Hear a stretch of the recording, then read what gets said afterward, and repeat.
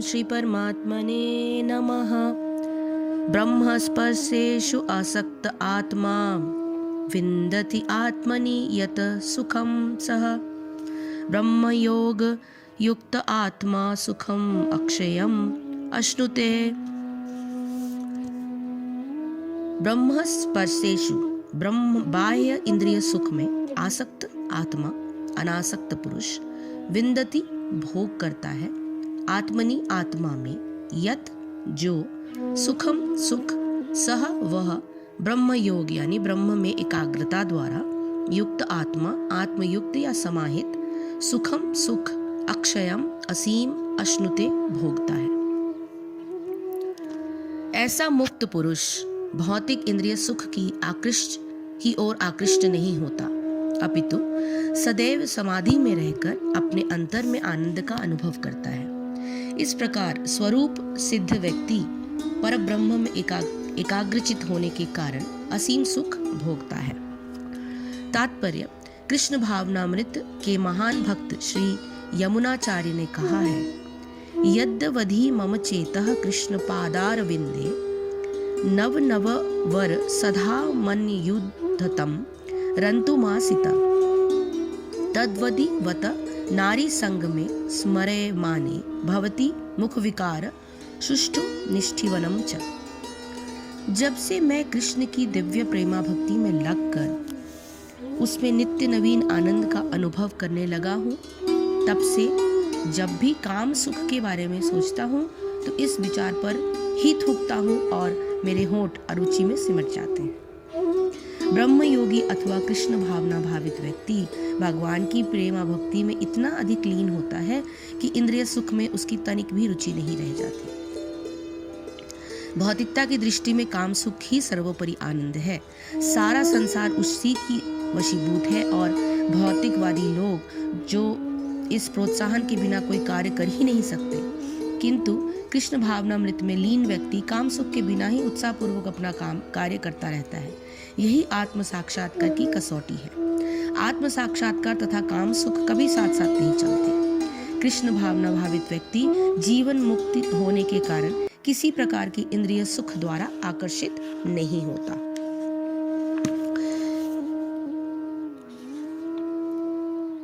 श्लोक संख्या 20 का जो गूढ़ रहस्य है, इसको समझना बहुत ही आवश्यक है। सो ब्रह्म में एक ही भाव से स्थित योगी के लक्षण क्या हैं, ये बताते हुए इस श्लोक को बताया गया है। साधारण मनुष्य मन और बुद्धि के अनुकूल परिस्थिति प्राप्त होने पर हर्ष से फूलकर कुप्पा रहता है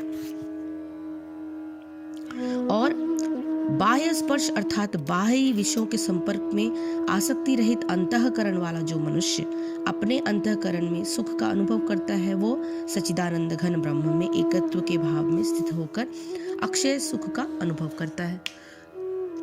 ब्रह्म से एकत्व होने पर योगी को अक्षय सुख की क्या प्राप्ति होती है, वो बताते हुए इस श्लोक का वर्णन थोड़ा और अलग तरीके से मैं करूंगी।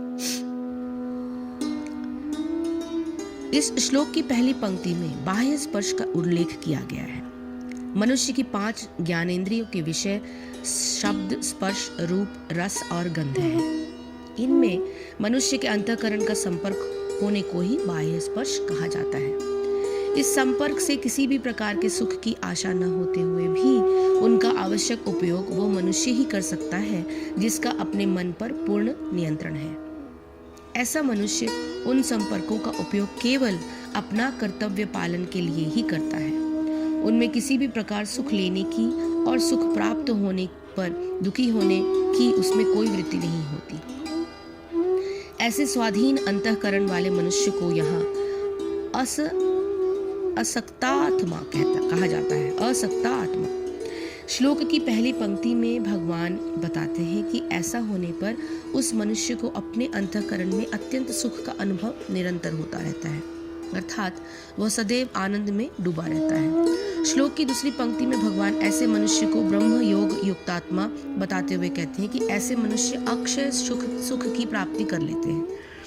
इसका अर्थ यह है कि संसार की किसी भी परिस्थिति से उसके अविचलित आनंद की स्थिति में किंचित भी और कभी भी कोई अंतर नहीं पड़ता और उस कारण वह नित्य सच्चिदानंद घन ब्रह्म में स्थित रहता है। संसार के साधारण मनुष्य की समझ में ये बात इसलिए नहीं आती क्योंकि उनका जीवन निरंतर सुख प्राप्ति की आशा और उसके ना होने पर निराशा के झूले में झूलता रहता है।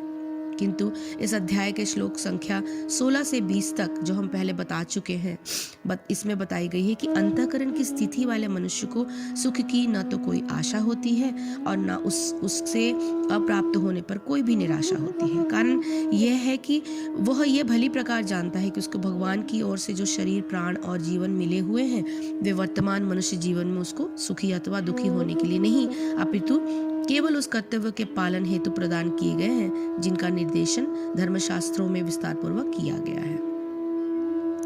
इस प्रकार के कर्तव्य का निर्वाह करने से उसका जीवन उपयोगी कामनाओं की पूर्ति अध्याय 3 के श्लोक संख्या 10 के अनुसार अपने आप होती रहती है, जो हम आगे ही बता चुके हैं अध्याय 3 में। यही कारण है कि सांसारिक उथल पुथल से अप्रभावित रहते हुए उसका चित्त नित्य प्रफुल्ल और उत्साहपूर्वक बना रहता है।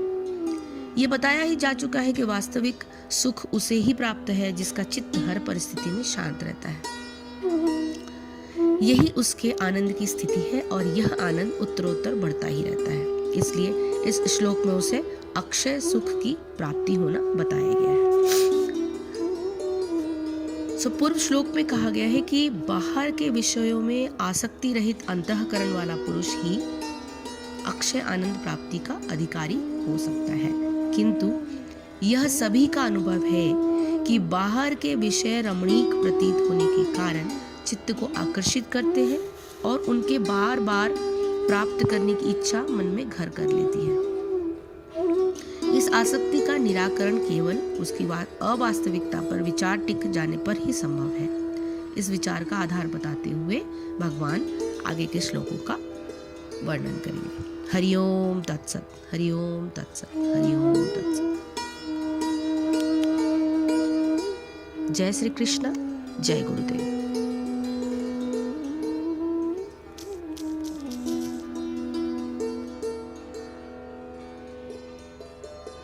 Mm-hmm.